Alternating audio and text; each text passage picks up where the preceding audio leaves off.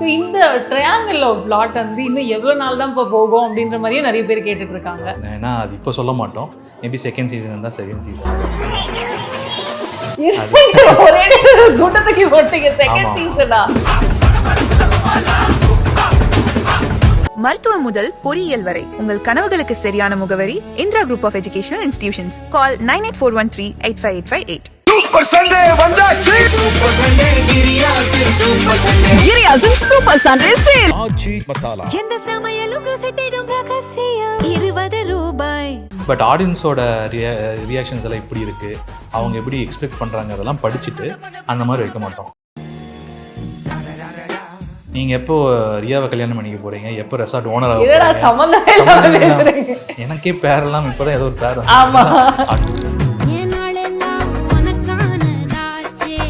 நெடுமாறன்கிற கேரக்டருக்கு வந்தும் சேம் நிறைய பேர் ஆடிஷன் பண்ணாங்க.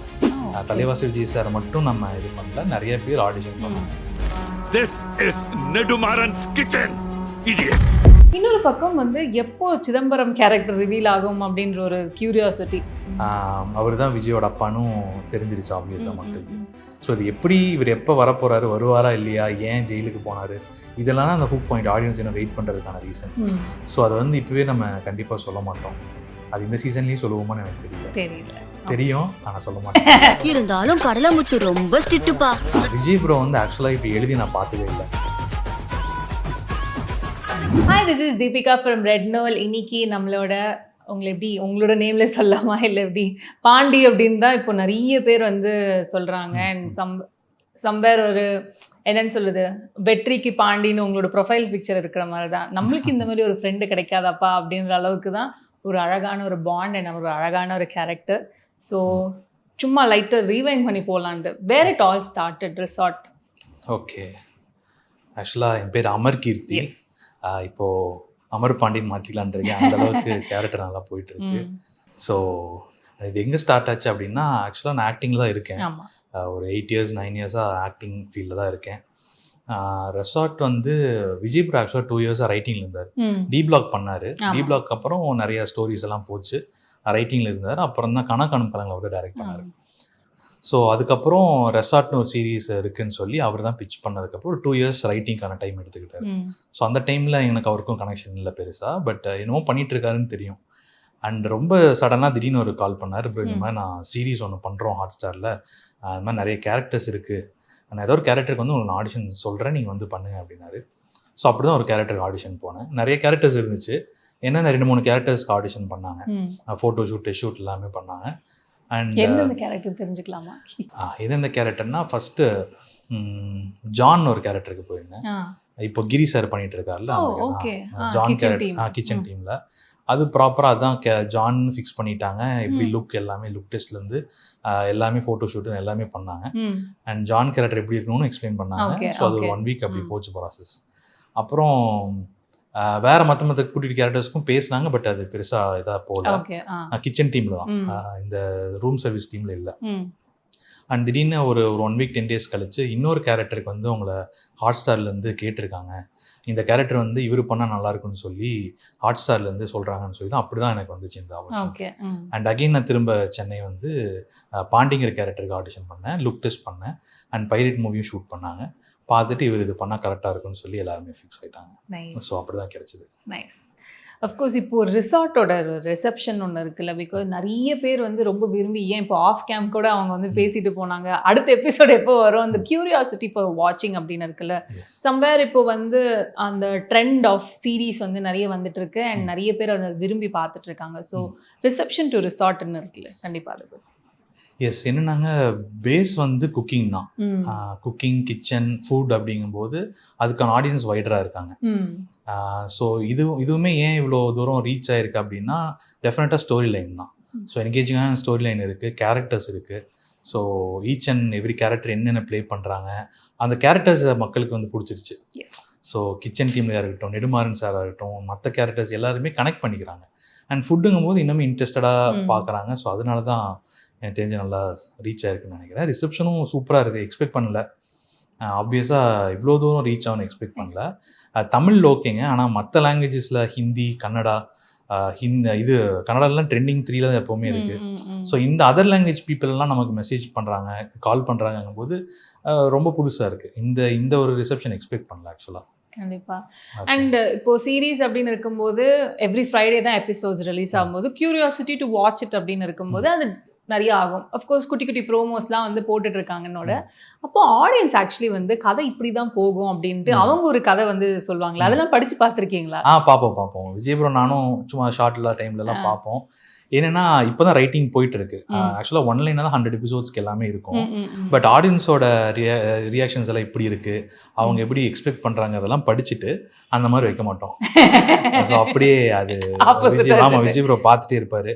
ஓ என்ன இவங்க கூட சேர சொல்றாங்க, ஓகே அப்படிம்பாரு. பார்த்தா அவ்வளோதான். அது ஆடியன்ஸ் எக்ஸ்பெக்ட் பண்றது நம்ம ஆப்வியஸாக நம்ம எழுதக்கூடாது. ஸோ அப்படிதான் அவர் பண்றாரு விஜய் ப்ரோவும். ஸோ அதனால என்ன நடக்கும்னு படிப்போம். ஓ நல்லா இருக்கு இந்த ஸ்டோரி. நானும் ஒரு இதில் நிறைய கமெண்ட்ஸ் பார்த்தீங்கன்னா, நானும் ஓனர் ரெசார்ட் ஓனரோட பொண்ணு ரியா இருக்காங்கல்ல, நீங்க எப்போ ரியாவை கல்யாணம் பண்ணிக்க போறீங்க, எப்போ ரெசார்ட் ஓனர் எனக்கே பேரெல்லாம் இப்போதான் ஏதோ ஒரு பேர் அப்படின்னு சொல்லி இருக்கும்போது நிறைய பேர் இது கமெண்ட் பண்றாங்க. அதனால ஆடியன்ஸ் எக்ஸ்பெக்டேஷனா கமெண்ட்ஸ்ல பார்ப்போம். பட் அது இருக்காது கண்டிப்பா நீங்க பார்க்கும்போது. ஓகே. அண்ட் அந்த கியூரியாசிட்டில இப்போ வந்து ஒரு மாதிரி சொல்லிட்டு இருக்காங்களே, இந்த வெற்றி ரம்யா வந்து சேர்ந்தா நல்லா இருக்கும் அப்படின்ட்டு. இல்ல வெற்றி ஐஷு தான் சேரணும்ட்டு அதுக்கு சண்டை போடுறதுக்கு ஒரு சில பேர் வராங்க. ஸோ இந்த ட்ரையாங்கிள் ஆஃப் பிளாட் வந்து இன்னும் எவ்வளவு நாள் தான் இப்போ போகும் அப்படின்ற மாதிரியும் நிறைய பேர் கேட்டுட்டு இருக்காங்க. ஸோ அதை பத்தி. ஆமாங்க, லவ் ட்ராக்னா இப்போ அது ஒருத்தங்க தான் போயிட்டு இருக்கு. இப்போ விக்கி வேணிக்கும் லவ் ட்ராக் இருக்கு. ஸோ அது ஒரு மாதிரி சைட் போயிட்டு இருக்கு. இந்த ட்ரையாங்கிள் லவ் ஸ்டோரி போயிட்டு இருக்கு. இது ஆடியன்ஸை வந்து அப்படியே ஹோல்டில் வச்சுக்கிறது தான். எஸ், ஏன்னா அது இப்போ சொல்ல மாட்டோம். மேபி செகண்ட் சீசன் இருந்தால் செகண்ட் சீசனில் தான் சொல்லுவோம். அது வெயிட் பண்ண வச்சு தான் நெக்ஸ்ட் அப்படி போயிட்டு இருக்கு. பட் உடனே அது சொல்ல மாட்டோம். அது தெரியாது. பாருங்க, இது கூட பொய்யா இருக்கலாம். Okay, maybe yeah. Of course இப்போ நீங்க சொன்னீங்கல, இப்போதான் வந்து இத்தனை எபிசோட்ஸ் கழிச்சு உங்களுக்கு ஒரு பேர் ஸ்டெல்லா. ஸோ கண்டிப்பா அவங்கள பத்தியும் பேசி ஆகணும். சம்வேர் பாண்டியோட கேரக்டர்ல இருந்து கொஞ்சம் ஒரு ஷேட் மாறி வந்து ஸ்டெல்லாவோட இருக்கும்போது அப்படின்னு வருது இல்ல. ஸோ அந்த காம்பினேஷன் கண்டிப்பா. எஸ், எனக்கு பேக் ஸ்டோரியா எல்லா கேரக்டர்ஸுமே பேக் ஸ்டோரி இருக்கும் டெஃபினட்டாக. எனக்கு ஒரு பேக் ஸ்டோரி இருந்துச்சு. அண்ட் அது வந்து அது வேணான்னு சொல்லி இப்போ இந்த மாதிரி ஒரு ஸ்டைலில் போகலான்னு சொல்லி அதர் ஸ்டேட்லேருந்து ஒருத்தங்க வராங்க, ரூம் சர்வீஸில் ஒருத்தங்க இருக்காங்க, அவங்களுக்கும் பாண்டிக்கும் ஒரு லவ் வந்து எப்படி இருக்கும். ஸோ இந்த மாதிரி ட்ராக்ஸ் எல்லாம் இப்போ தான் ஸ்டார்ட் ஆகுது. அதுவுமே இந்த சீசனில் வருமானு சொல்ல முடியாது. அது பார்ப்போம், போக இப்போ தான் ஸ்டார்ட் ஆயிருக்கு. பட் போக ஃபியூச்சர் எபிசோட்ஸில் அது வரும். எஸ், கண்டிப்பாக. அண்ட் அஃப்கோர்ஸ் நிறைய பேர் வந்து ரொம்ப விரும்பி பார்க்குற ஒரு வில்லனாக இருக்கிற நெடுமாறன் பற்றி பேசி ஆகணும். சம்வேர் அவர் ஐ திங்க் அந்த கேரக்டர்லேயே ரொம்ப மூழ்கி போயிட்டு ரொம்ப இரிட்டேட் பண்ணுறாருப்பா இவர் அப்படின்ட்டு. Probably that is the reception. அது அந்த ரெக்கக்னேஷன் தான் ஒரு பெரிய இது இல்லை. ஸோ நெடுமாறன் சார் அவரோட அந்த உச்சரிப்பு, அவரோட அந்த கமாண்ட், அந்த ஒரு கோவம் எல்லாமே, இந்த மாதிரி ஒரு கேரக்டரே நம்ம வாழ்க்கையில பார்க்கக்கூடாதுன்ற அளவுக்கு அந்த ஒரு ரைட்டிங் ஃபார் நெடுமாறன் இருக்குல்ல. ஸோ கண்டிப்பாக அதை பற்றி. ஆமாங்க, ஏன்னா நான் ஸ்டார்டிங் இனிஷியல் இந்த ப்ராஜெக்ட் ஸ்டார்ட் ஆகிற டைம்லேருந்தே நான் விஜய் ப்ரோவோட பேசிட்டு தான் இருப்பேன். மற்ற கேரக்டர்ஸ் பற்றியும் சொல்லுவார். நெடுமாறனுங்கிற கேரக்டருக்கு வந்தும் சேம் நிறைய பேர் ஆடிஷன் பண்ணாங்க. தலைவாசி விஜய் சார் மட்டும் நம்ம இது பண்ணல, நிறைய பேர் ஆடிஷன் பண்ணாங்க. ஸோ 2-3 பேர் தாண்டி தலைவாசி சார்கிட்ட வந்திருக்கு அப்படின்னா டெஃபினட்டாக உங்களுக்கே தெரியோட பெர்ஃபார்மன்ஸ் தான். என்னென்னா நேரில் அவர் அப்படி கிடையாது. ஆக்சுவலாக அவர் ரொம்ப கூல், ரொம்ப ஜாலியான டைப். அவர் செட்டில் வந்து ஷார்ட் இல்லைன்னா வந்து ஜாலியாக பேசிட்டு அவரோட எக்ஸ்பீரியன்ஸ் எல்லாம் ஷேர் பண்ணிட்டு நாங்கள் பார்த்துருக்கோம். நிறைய ரீல்ஸ்லாம் கூட பண்ணுறது, ரீல்ஸ்லாம் டான்ஸ் எல்லாம் ஆடி போட்டு அந்த அளவுக்கு ஃபன்னான பர்சன் தான். பட் அந்த ஷெஃப் காஸ்டியூம் போட்டு நடந்து வந்தாருனாரே அவர் நெடுமாறன் தான். எங்களுக்கே அவர்கிட்ட போய் பேச பயமா இருக்கும். பேசவும் மாட்டார், அந்த கேரக்டரா தான் இருப்பார் அவர். ஏதாவது ஆஃப் கேமரால கூட ஏதாவது ரொம்ப யோசிச்சு தான் பேசுவார். ரொம்ப அவருக்கான சீன்ஸ் எல்லாம் வந்துச்சு, ரொம்ப வில்லனிசமான சீன்ஸ் அப்படின்னா அவர் பேசவே மாட்டார். ஸோ அந்த கேரக்டரா தான் இருப்பார். அஃப்கோர்ஸ் எங்களுக்கு அவரை பார்த்தா பயம்தான், ஆன் ஸ்க்ரீன் ஆஃப் ஸ்க்ரீன் ரெண்டுமே. பட் ஹீஸ் அ கூல் கை, ரொம்ப ஜாலியான டைப். அவர் நல்லா பேசுவார். அஃப்கோர்ஸ் இந்த காஸ்டியூம் பற்றி பேசும்போது ஒரு மாதிரி அந்த செஃப் காஸ்டியூமோ இல்லை இந்த room service costume, it is கிட்டத்தட்ட like the whole series you'll be wearing the same dress அப்படின்ற மாதிரி தான் இருக்கும். As and like the same attire, different maybe number of pieces அதிகமாக இருக்கலாம். பட் ஆனால் இந்த சேம் அட்டையர் ஒரு மாதிரி இந்த க்ளோஸ் நெக்கு, இந்த ஷூட் பண்ணுற இதுன்னு இருக்கும்ல, அஃப்கோர்ஸ் லைட்ஸ் இருக்கும், it is an open space, அதுக்கான ஹீட்டுன்னு இருக்கும். அண்ட் கிச்சன்ல போயிட்டு பண்றது அது வந்து அது இன்னொரு எக்ஸ்ட்ரா ஆட் ஆன் ஹீட்டா இருக்கும். ஸோ இந்த ஷூட்டிங் அந்த எப்படி அதை மேனேஜ் பண்றீங்க அதெல்லாம்? இல்லைங்க, அதுதான் அந்த காஸ்டியூம் டிசைன் பண்ணிட்டாங்க. இப்போ ரூம் சர்வீஸுக்கு பிரச்சனையே இல்லை, ஷர்ட் பேண்ட் மட்டும்தான். ஆக்சுவலாக கிச்சன் டீம் கொஞ்சம் கஷ்டம் தாங்க. அதுவும் 2 பேருமே பாய்ஸ் கேர்ள்ஸ் எல்லாத்துக்குமே கொஞ்சம் ரவுண்டிங் நீங்கள் சொல்ல மாதிரி ரொம்ப டைட்டாக தான் இருக்கும். பட்டன்ஸ் இது வரைக்கும் கழுத்து வரைக்கும் ஃபுல் ஹேண்ட் வேறு இருக்கும். அது பிரச்சனை என்னன்னா கிச்சன் வந்து இது சொல்லாமான்னு தெரியல, செட்டு தான் ஆக்சுவலாக லைவ் லொக்கேஷன் இல்லை, அது வந்து செட்டு தான். கிச்சன் கேண்டீன் எல்லாமே செட்டு போட்டு தான் ஒர்க் பண்ணுறோம். ஸோ அது ஏசி இருக்கும் ஆப்வியஸாக உள்ள. குக்கிங்னு வரும்போது மட்டும் கொஞ்சம் அந்த ஷெஃப் டீம் எல்லாத்தையுமே கொஞ்சம் கஷ்டமாக தான் இருக்கும், ரொம்பவே கஷ்டமாக இருக்கும். எப்போ அந்த ஷார்ட் முடிஞ்சுன்னு வந்தோன்னே அவங்க நெக் பட்டன் ரிமூவ் பண்ணுவாங்க. ஸோ அது கஷ்டம் தான். எங்களுக்கு ரூம் சர்வீஸ்க்கு பிரச்சனை இல்லை, ஷெஃப் டீம் தான் கொஞ்சம் கஷ்டம். பட் அதை தாண்டி தான் பண்ணி தான் ஆகணும்.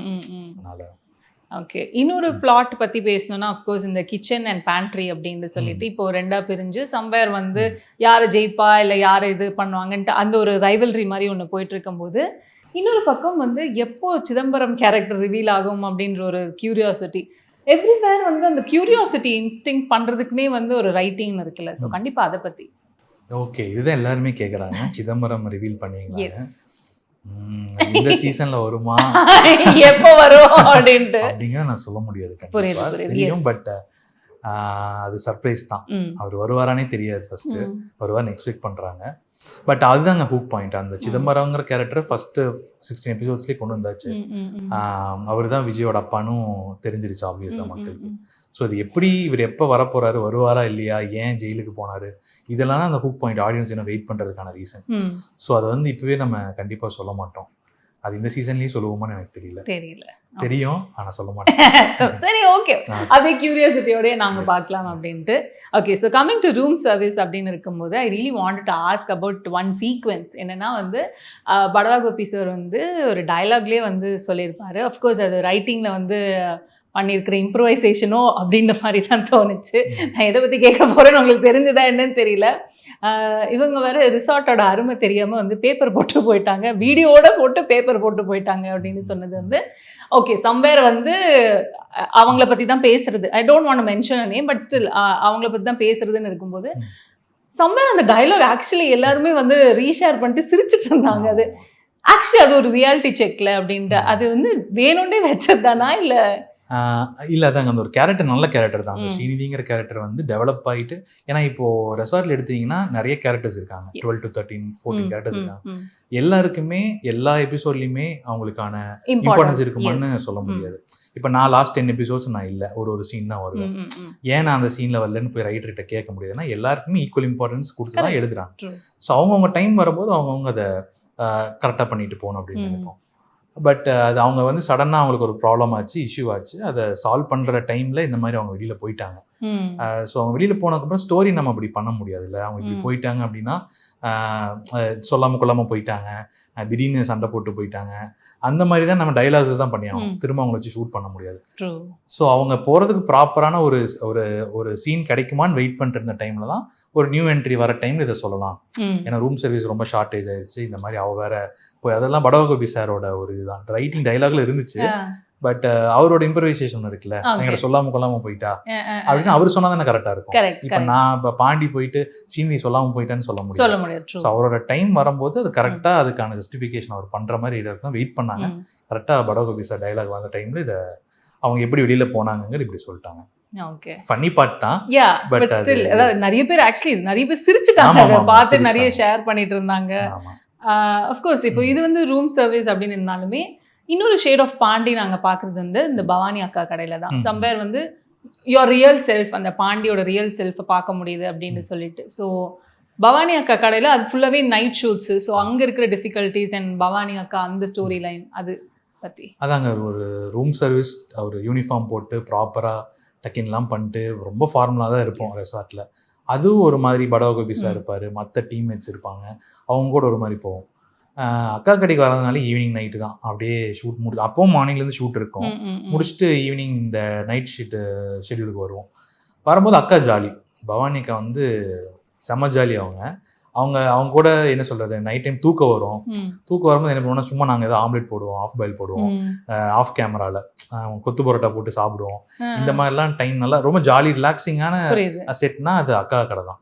ரொம்ப எனக்கு வெற்றிக்கு பவானி எல்லாத்துக்குமே வந்து ரொம்ப ரிலாக்ஸிங்காக ரிலாக்ஸ்டு. ஜாலியாக போகிற ஒரு செட் அது. கண்டிப்பா. Yes, of course. நான் வந்து இனிஷியலாகவே கேட்டிருந்தேன்ல, அந்த உங்கள் ப்ரொஃபைல் பிக்சரே போட்டிருந்தீங்க, அந்த வெற்றிக்கு பாண்டி அப்படின்ட்டு. ஸோ அந்த வெற்றி பாண்டி ஃப்ரெண்ட்ஷிப் வந்து ரிசார்ட் சீரிஸ் வழியாக பார்த்துருக்கோம். பட் ஆனால் அமர்கீர்த்தி அண்ட் விஜய் ஓட friendship I think from Erumasaani இருக்கா? ஸோ அந்த ஃப்ரெண்ட்ஷிப் பற்றி கண்டிப்பாக பேசி ஆகணும். ஓகே. எஸ், நான் எருமசாணிக்கு வந்து 2019 ஜாயின் பண்ணேன். டைரக்டராக தான் ஜாயின் பண்ணேன் நான்.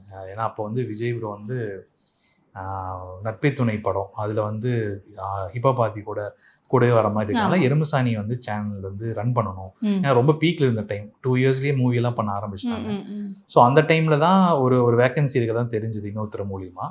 ஸோ விஜய் ப்ரோ என்னை கூப்பிட்டு பார்த்தாரு. விஜய் ப்ரோ எப்படின்னா காலேஜ் டைம்லேருந்து எனக்கு தெரியும். அவர் ஷார்ட் ஃபிலிம் ஃபெஸ்டிவல்ஸ் எல்லாம் பார்த்துருக்கேன். நாங்கள் கோயம்புத்தூர் தான் பேசுகிறோம். அவர் வந்து ஆர்ட்ஸ் பண்ணார், விஸ்காம் பண்ணார், இன்ஜினியரிங் பண்ணேன். ஸோ ஃபிலிம் ஃபெஸ்டிவல்னால் எல்லா காலேஜ்லேருந்து போய் பார்க்குற மாதிரி இன்டர் காலேஜ் ஃபெஸ்டிவல்லாம் போய் பார்த்து, இப்போ இவர் ஒருத்தர் இருக்காரு, விஜயகுமார் ஒருத்தர் இருக்காரு. அப்போயே தலைவாசி விஜய் வச்செல்லாம் படம் பண்ணார், ஷார்ட் ஃபிலிம் பண்ணார். ஸோ நிறைய படம் அவர் பண்ணும்போது நான் அவரை பார்க்குறேன், யார் அவர் அப்படின்னு சொல்லி. அப்புறம் அப்போ தான் அவர் அந்த ஷார்ட் ஃபிலிம் முடிச்சு யூடியூப்குள்ளே போன டைம் எனக்கு அவர் தெரியும். அவர் என்னோட ஷார்ட் ஃபிலிம்ஸ்லாம் பார்த்துருக்காரு. ஸோ அப்படி மியூச்சுவலாக தெரிஞ்சு ஒரு ஃப்ரெண்டு மூலியமாக தெரிஞ்சனால நேரில் போய் பார்த்தோம், பேசணும். அப்போயே ஒரு வைப் செட் ஆச்சு. அப்போ தான் நான் ஜாயின் பண்ணுறேன். எருமசாணியில் ஒர்க் பண்ணுறதுக்கு தான் நான் ஜாயின் பண்ணேன். ஜாயின் பண்ண உடனே ஃபர்ஸ்ட் வீடியோவே எனக்கு டைரக்ட் பண்ண கொடுத்துட்டாரு.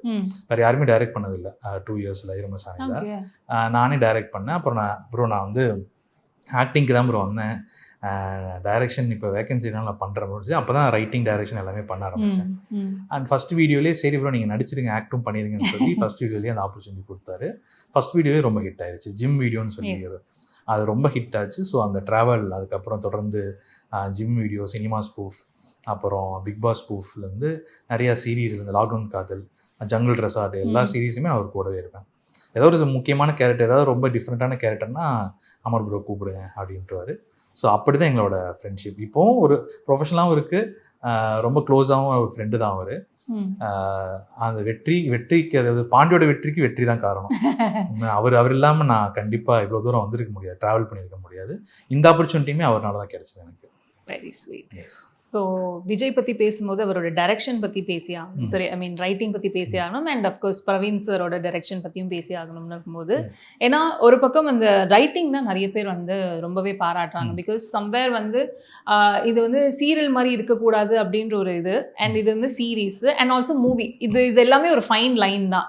அந்த ஃபைன் லைனுக்குள்ளே இருந்து அது ஒரு series and curiosity, too many things to work on அப்படின்னு இருக்கும்போது விஜய் வந்து ரைட்டிங் கொடுக்குற இம்பார்ட்டன்ஸ் அண்ட் பிரவீன் சாரோட டைரக்ஷன் பற்றி. ஓகே. விஜய் ப்ரோ வந்து ஆக்சுவலாக இப்படி எழுதி நான் பார்த்ததே இல்லை. ஏன்னா நிறைய வீடியோஸ் ஒர்க் பண்ணியிருக்கோம், ஒரு 50-60 வீடியோஸ் பக்கம் ஒன்றா இருந்திருக்கோம். அப்போல்லாம் வந்து எழுதவே மாட்டோம். எருமசாணியில் வந்து ரைட்டிங்னு ஒரு பென் பேப்பர் கூட இருக்காது. எல்லாம் ஒரு ஒன்லைனாக போட்டு வச்சு டக்குன்னு போவோம். ஏன்னா நாங்கள் பண்ணது ஸ்கெட்ச் வீடியோஸ் தானே. ஸோ ரைட்டிங் ப்ராப்பராக இருந்தல. டி பிளாக்ல நான் வந்து ஃபர்ஸ்ட் ஆஃப் பண்ணும்போது இருந்தேன். அப்போது வந்து ரைட்டிங்னா பெருசு இவ்வளோ சீரியஸாக உட்காந்து அவர் எழுதலை. நல்லா அவர் ஃப்ளோவில் அவர் பாட்டுக்கு வந்துடும், ஃப்ளோவில் எழுதிடுவார். இப்போ இந்த ரெசார்ட்டோட சீரீஸை பார்க்கும்போது ரொம்ப ஆச்சரியமாக இருக்குது. ஏன்னா ஒரு ப்ராப்பர் ஒரு ரைட்டர்னா என்ன பண்ணுவாங்களோ அதுக்கான டைம் எடுத்து அதை யோசிச்சு ஆக்டிங்கும் பண்ணுறாரு, மீன்வைல் ஸ்கிரிப்டும் அப்படியே சைட் பை சைடில் பண்ணுறாரு. இப்போ மார்னிங்லேருந்து ஈவினிங் வரைக்கும் ஷூட் பண்ணுவார்னா ஈவினிங் போயிட்டு ரைட்டிங் உட்காந்துருவாங்க. ஸோ ரைட்டிங்கு டீம் இருக்காங்க, ரைட்டிங் டீம், டயலாக் ரைட்டர்ஸ், இந்த மாதிரி ஒரு 4-5 பேர் டீம் இருக்கிறனால தான் விஜய் ப்ரோ ஒன்லைன் சொல்லுவார். அந்த ஒன்லைன் ஃபர்ஸ்ட் நம்ம ஹாட் ஸ்டாரில் சொல்லணும். அவங்க சொல்லி அவங்க ஓகே பண்ணதுக்கப்புறம் அதுக்கப்புறம் டைலாக்ஸ் போகும், கரெக்ஷன்ஸ் வரும். இதெல்லாம் முடிஞ்சதுக்கப்புறம் தான் பேப்பர் வந்து டேரக்டர் சாருக்கு வரும். எஸ், ரைட்டிங் ப்ராசஸாக ரொம்ப கஷ்டம் தான். ஏன்னா நீங்கள் முன்னாடி ஒரு படம் பண்ணிட்டீங்கன்னா ஃபுல் ஸ்கிரிப்டை முடிச்சுட்டு தான் நம்ம ஷூட்டிங்கே போவோம். இப்போ அடுத்தடுத்த எபிசோட்ஸ் வரப்போகுதுன்னா மக்கள் என்ன விரும்புகிறாங்க அப்படிங்கிறத தெரிஞ்சுக்கிட்டு அதுக்கேற்ற மாதிரி ரைட்டிங்கில் சேஞ்சஸ் எல்லாம் பண்ணணும். ஸோ அந்த வகையில் விஜய் ப்ரோ தான் ரைட்டிங் என்னென்ன ஆடியன்ஸ் பல்ஸ் என்னங்கிறது தெரிஞ்சுட்டு எழுதுறதுல அவர் விட்டால் வாய்ப்பே இல்லை, யாருமே பண்ண முடியாது டெஃபினட்டாக. அதுக்கப்புறம் பேப்பர் சார்கிட்ட வந்துருச்சுன்னா கேப்டன் ஆஃப் த ஷிப் அவர் தான்.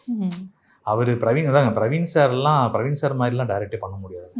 அவர் காலையிலேருந்து, அதாவது எப்படின்னா ஃபுல் எனர்ஜியாக இருப்பார். காலையில் 6 o'clock செட் எல்லோரும் வரணும்னா 6 o'clock வந்துடுவார். ஒரு நாளைக்கு 8 சீன் 10 சீன் எடுப்போம். ஃபுல் அண்ட் ஃபுல் சீனை படித்து ஆர்டிஸ்ட் கிட்ட இது பண்ணுறது. ஒரு நாளைக்கு 8 சீன்ஸ் எல்லாம் எடுக்கவே முடியாது. அப்படி ஒரு கண்ட்ரோல் ஒருத்தர்கிட்ட இல்லைன்னா யாருமே கேட்கவே மாட்டாங்க பேச்சு.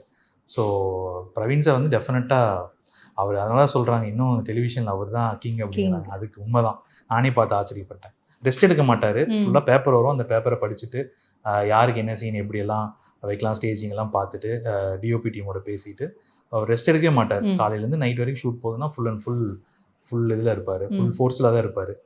ஸோ அதனால் பிரவீன் சார் தான் இதை பண்ண முடியும் அப்படின்னு ஒரு இதுதான். எஸ். இப்போ உங்களோட ஜேர்னின்னு இருக்குல்ல, இப்போ இவ்வளோ தூரம் வந்திருக்கீங்க and somewhere resort is giving more reception அப்படின்ற ஒன்று இருக்குது.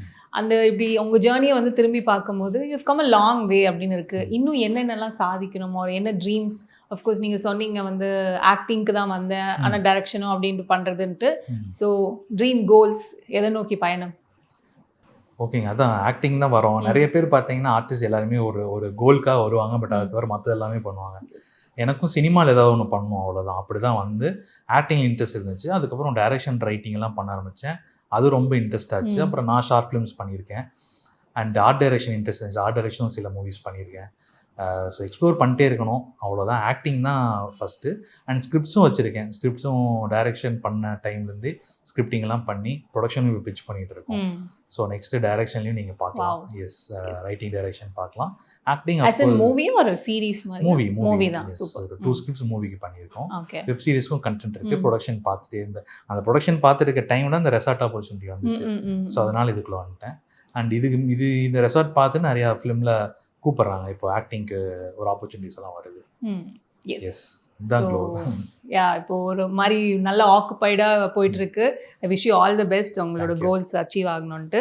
ஸோ உங்களுக்கான ஒரு குட்டி ஃபேன் கூட்டம் இருக்காங்களே, அவங்களுக்கு நீங்கள் என்ன சொல்ல நினைக்கிறீங்க?